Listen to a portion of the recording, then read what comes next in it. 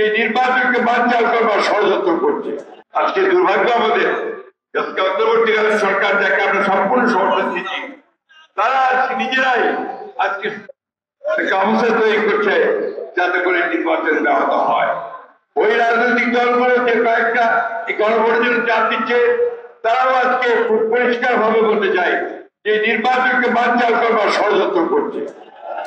আমরা খুব পরিষ্কার করে বিরোধ দিতে চাই, গণভোট হলে নির্বাচনের দিনই হতে হবে এবং সেই নির্বাচন 2026 সালের ফেব্রুয়ারি মাসেই হতে হবে, অন্যথায় বাংলাদেশের মানুষ কিছু মেনে নেবে না। বন্ধুগণ, 7 নভেম্বরের চেতনা হচ্ছে গণতন্ত্রের চেতনা। আমাদের জন্ম হয়েছে বিএনপি সংস্কারের মধ্য দিয়ে। আমাদের নেতা প্রেসিডেন্ট জিয়াউর রহমান পরিবর্তন, তিনি সংস্কারের সূচনা করেছেন।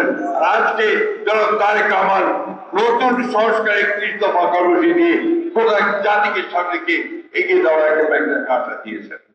আমরা সেই লক্ষ্যে এগিয়ে যাব।